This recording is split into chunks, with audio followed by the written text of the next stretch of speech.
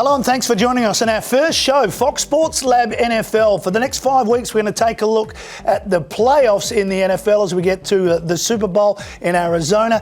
It's going to be a fantastic playoff season. I'm joined by the man that you know very well. He knows all about sport. He knows all about American sport in particular, and that's Jaymz Clements. Jaymz, how are you, mate? I'm great, Matty. Absolutely stoked to be here. 2023 NFL playoffs. There could be nothing more that I wanted to start my year. I am a bit NFL of playoffs. People say, what are you doing? You're AFL, you're racing, whatever. I'm an NFL nut, have been right throughout my life. I've been lucky enough to go to a Super Bowl. I better declare my allegiance.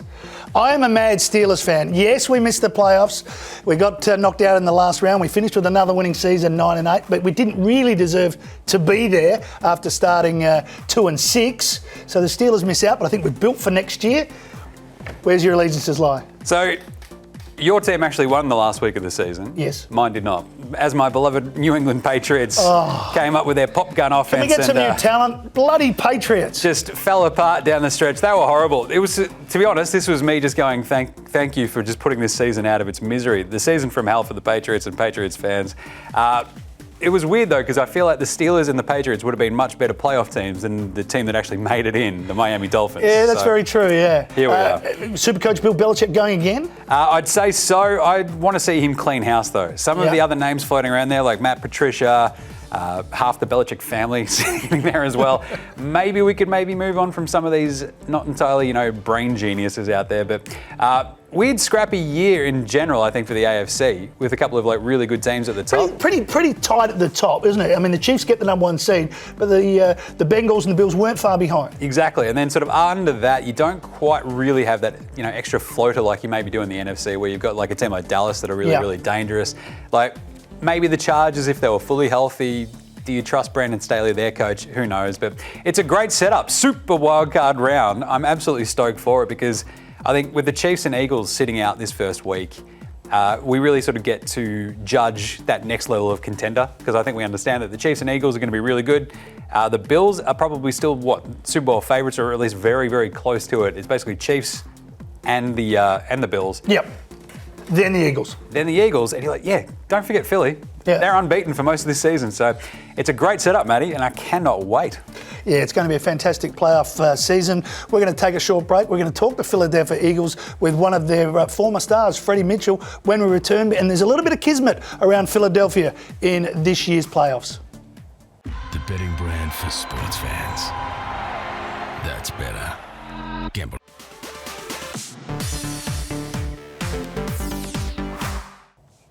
All right, this is Fox Sports Lab NFL. We're going to go live to the States now. Our very special guest is a man that played for the Philadelphia Eagles in a Super Bowl, and he knows what it's like to be there. And the funny thing is, when they got to the Super Bowl that year, the Eagles were 13-3, just like they are this year. And Freddie Mitchell joins us. Freddie, great to have you on the program. Great to see you. How are you, my man? Matthew, James, thanks for having me. I'm actually pretty excited to be on this show. Everybody, puts us in a bubble, and we can't get outside that bubble. So I'm glad to be here. Just before we get to your beloved Eagles, I did some research last night, Freddie. It's 19 years to the day when the Eagles, in the divisional playoff game against the Packers, 4th and 26, a 28-yard reception, Freddie Mitchell became famous. It's 19 years today for you. Man, it's my anniversary. I really appreciate you knowing that. My social media is blowing up saying, we will never forget that play. And it's an honor to have one opportunity to catch one catch to make it so big. I want to cry. All right, well, the Eagles do get the bye. Let's get into the games. And first up, we're going to talk about the San Francisco 49ers, James. They take on the Seahawks. The 49ers have won 10 in a row, albeit some of their opposition hasn't been huge. And the Seahawks just fell into the playoffs. They did. They fell backwards into it, Matty. And you love to sort of see, these divisional rounds, the super wildcard rounds, right? This is the sort of set-up vibe. You don't want that sort of weak-seeded kind of team, but we've got the Seahawks that, this would have been great to see Green Bay, though, wouldn't it? I'm just saying, would have been really fun. But the Niners have been an absolute roll. 10 straight, as you said, with Brock Purdy, the third-string QB, looking like an absolute gun. He's been awesome, but this is the thing, I think. This Niners team is just so solid. Like, offensively, they've got McCaffrey, they've got Ayuk. Deebo Samuel's just an absolute, Swiss Army knife. But it's the defense has been the story, right? Like the defense has been absolutely unstoppable. I think they're 8-1 at home as well. So when you actually have them out there in San Fran in that beautiful, beautiful stadium of theirs, they're basically unbeatable. And I just don't really trust this Seahawks defense at all. I don't know what Freddie's going to think about this game, but for me, this is a Niners team that will just run right over the top of the Seattle team. Like the defense is too young and not quite established enough, I think, on the Seahawks side of the ball. Their offense with Geno, with some of those receivers, they might put up a little bit of a fight, but I think this is a Niners team that's built to absolutely smash the Seattle Seahawks team. Yeah, Freddie, we look at Geno Smith's had a good year, but as James mentioned, the Seahawks don't have the defense, and the 49ers just keep winning.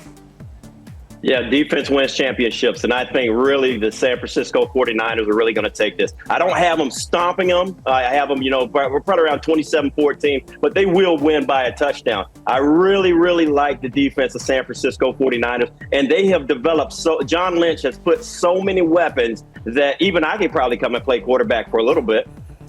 We get to the next game we're going to look at. It's the Vikings taking on the Giants. Interesting game. The Giants is a team I can't really get a read on, Freddie, but the Vikings have had a good season.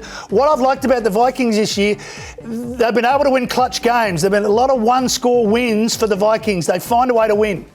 They actually do. They find a way to win, and I have Minnesota winning as well. Home court or home field advantage is something special when it comes to playoffs. I like their quarterback as far as knowing how to manage his offense, and their defense is great too. But I really do think Minnesota's going to pull this one out. The early money, James, says that Minnesota cover the spread of just 3. The Giants got to a situation here with, okay, we've made it. That's it. I think this is the sneakiest sort of pick of this weekend. Okay. I like the Giants. They're 7-1 against the spread on the road. And this is a Vikings team. That's the sort of stuff we want. This is a Vikings team that I do not trust as far as I can throw them. And considering that's a team made up of 51 very large gentlemen, I don't think I could throw them very far, Freddie. So my vibe on this is that the Giants keep it really, really close. And we've seen the Vikings win all these close games the entire time. I think the Giants can cover the spread in this one, keep it really, really, really tight. Maybe, just maybe, the Vikings sneak out a win, but I'm probably going to back the Giants. Like, the Vikings defense is not as imposing as you probably think. Like, for a team that was, 13-4 this season, the Giants they only lost this game by 3 points on Christmas anyway. So I kind of like the Giants just to go back in there, run it down their throat with Saquon Barkley. Danny Jones, off he goes. I think they can actually pull off an upset. All right, difference of opinion there. That's what we like here on Fox Sports Lab. We get to the final game for the Wild Card playoffs in the NFC. And Freddie, it's the Bucs against the Cowboys. And the Bucs really are, let's face it, they're a false fourth seed here, aren't they? Yes, they really are. And I really do. I would never bet against Tom Brady, but this time I am. The defense of the Dallas Cowboys, which I do not like the Dallas Cowboys at all. They're a really good team, and nobody can seem to stop Michael Parsons, which has really been balling out this year. I think that Tampa Bay, their defense is coming along. I really like them, but I just don't think that Tom can really muster a win this time. I have the Dallas Cowboys, which I don't like them, but I have to go ahead and say that they're going to win this game. I like it, Freddie. Let's face it, none of us like the Cowboys. But anyway, what do you make? What's your read on the Cowboys? Just filling against the Titans and against the Commanders, were they looking ahead to the playoffs, realising they weren't going to get the top seed, and they're thinking, we'll just take this easy? This is the classic foot off the gas at the end of the season sort of vibe. And I love that Freddie's still just got that hatred for the Dallas Cowboys. Why not? That NFC East hatred. It's absolutely a beautiful thing to see. Yeah. Look, the Brady thing, I think it's been overstated to a degree this year. Like, they turned it around. They just did enough to win that horrible NFC South division. At home, this Bucs team 2-6-1 against the spread. Not good. Cowboys are going to come in there and win this one. The defense did drop off in the second half of the year, but as Freddie did say, Micah Parsons is an absolute wrecking ball. The thing is, the Bucs don't really run the ball that great. They can pass it. You've got Mike Evans. You've got some weapons there as well, obviously. The Dallas passing defense has allowed, I think, 14-odd touchdowns in the air. That might be the way they attack them, so it might be a little bit closer than you expect, but I think the Cowboys pull out the win and probably cover as well. All right, good confidence there from both Freddie and James. That is the NFC. Freddie's going to stick with us. We're going to talk the AFC next here on Fox Sports Lab NFL. The betting brand for sports fans. That's better. Gamble responsibly.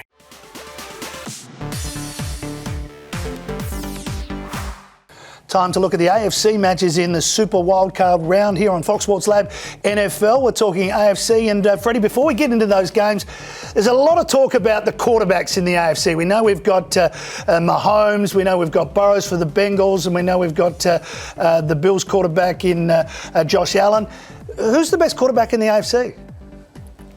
I really, it is hard. I think that, the Bills quarterback is a great quarterback, but you're only as good as your system.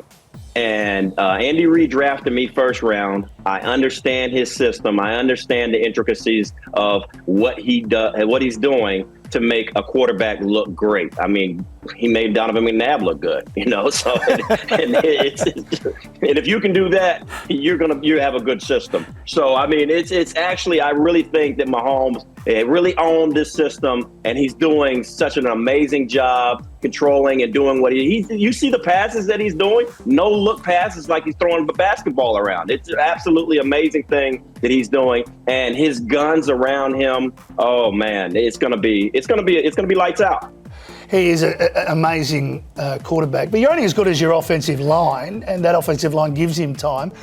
We didn't mention Lamar Jackson, who runs the ball a lot. I mean, the modern quarterback is running more than they used to. What are your thoughts? Well, you saw Joe Burrow this year as well, right? You saw that offensive line get better and better and better as the year went on, and you saw Cincinnati turn their season completely around, right? As soon as they got healthier, as soon as they got better, that was the result.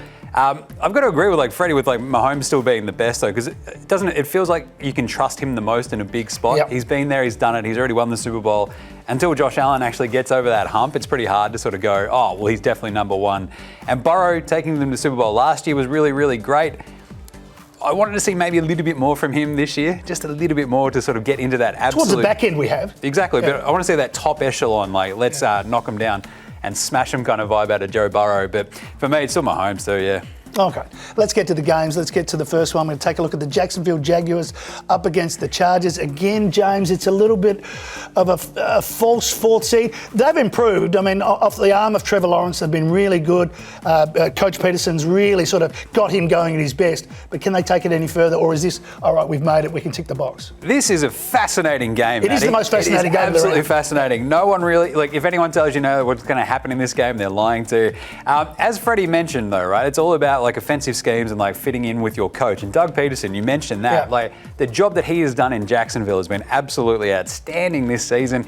He coming in and sort of being that, quarterback whisperer for Trevor Lawrence is incredible. But he did the same thing in Philly as well, as, Freddie would know. The vibe of Peterson coming in there, changing the entire outlook of this team after a year of just hell from, having Urban Meyer sort of running the show. Great turnaround. But I still kind of like the Chargers in this game. I just trust Justin Herbert just that little bit more. If Mike Williams is still a bit banged up, I'm a bit worried, but they've still got Keenan Allen. Joey Bosa did practice this week as well, so if you've got your Bosa out there on your defense, I think you're sort of sorted. That's one of those vibes. Give me a Bosa on my defense and I'm flying.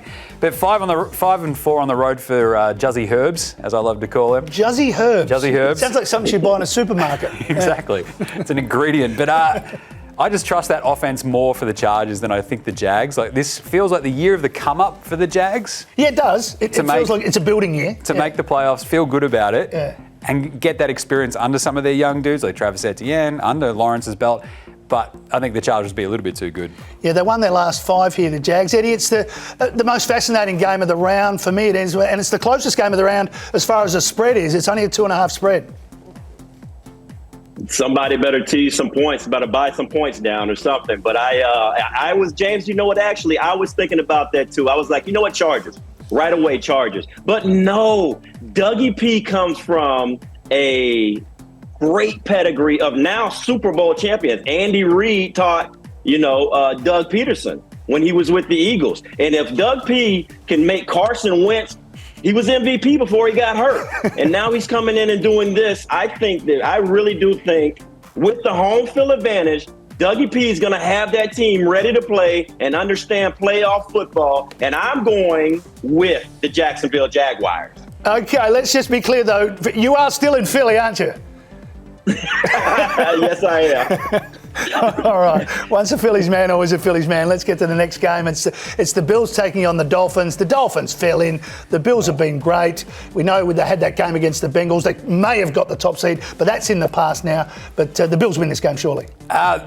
That's 100% my read on this. The Dolphins are down to their third string, Skylar Thompson. They weren't much chop final week of the season. They did get past the Jets because my beloved Patriots couldn't get a touchdown against the Jets. Exactly. So it just feels like this Bills team riding off the emotion of Damar Hamlin and his recovery, which is obviously massive, like one of the greatest stories in sport, like the recovery of him.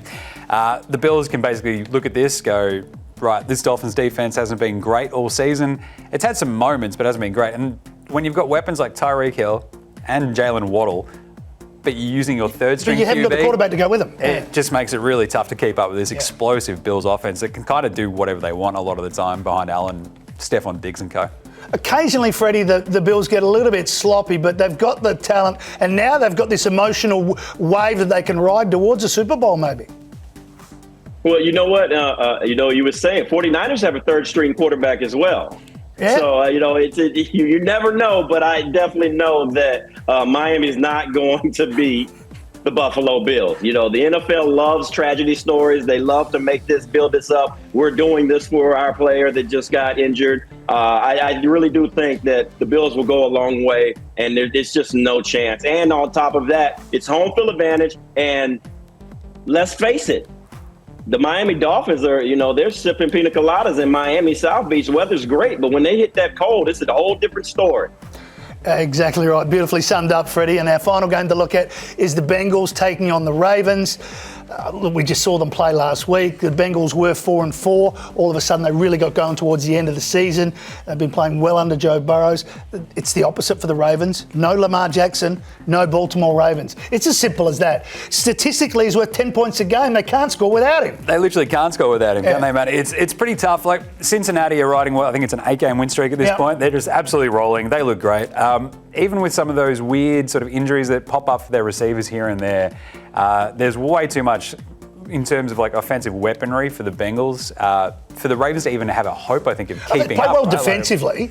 So you have Roquan Smith, you have that sort of really tough Ravens defense. Yeah. But just literally, if you're going to try to slow down that Bengals offense, best of luck to you. It might be, a way where the Ravens can keep them to 24. But the trick is you then also have to score more than 24 yourself. And I just can't see the Ravens doing that. So Cincinnati are probably the biggest favourite, I'd say, this weekend. Just because that offense is such a high ceiling. Like, I think Burrow can absolutely tear them apart. The Ravens, it's been a really tough season, hasn't it? Like, just so weird. 10 wins, but they've not looked good down the stretch. No, they haven't. And even we managed to beat them, the Steelers, which was great because my son barracks for the Ravens, Freddie. Any chance of an upset here? And I think it's interesting with the Bengals. They were surprised into the Super Bowl last year, and they'll be looking to go deep again with a little bit more experience this year. Yeah, they have that playoff experience, and I don't even know if Lamar is playing or not. But if he does play, he's been known to not play well in the playoffs and come rusty. So that's at least 2 interceptions to me for him trying to create something that simply is not there. I think that Burrow's done a great job of being a leader, being a quarterback, and I think it'll be a blowout or at least 20-21-10. I really do think that that Burrow will take that team deep into the playoffs. All right, Freddie, that's the Super Wildcard round looked at. Thank you very much for joining us. We look forward to talking to you next week when the great thing is we can talk to you about the Philly Eagles. Yeah, there's only one guarantee I'm going to tell you for all my picks, that the Philadelphia Eagles will go to the second round. Thanks, mate. See you next week. I'll see you later. All right, Freddie Mitchell joining us there, a big Philly fan. Before we wrap up, we've talked about some games that are almost a fait accompli as far as really easy. What are the easy ones for us to just to finish off? Oh, just to knock in a head-to-head multi there if you want, Matty. I'd say just go Niners, Bills, Cincy and just sort of roll that off. Go to 3 sort of bigger favourites. Get that, to handy odds. Not great because they're very, very big favourites, but I think those 3 are the very easy sort of ones to pick. The other 3 are a little bit more topsy-turvy, so I'd stick Niners, Bills and Cincy as my pick. Niners, Bills and the Bengals. Thanks, mate. No worries. And thank you for joining us here on Fox Sports Lab NFL. You can subscribe below. We'll be going right through to the Super Bowl in about 4 or 5 weeks' time, and we'll see you next week.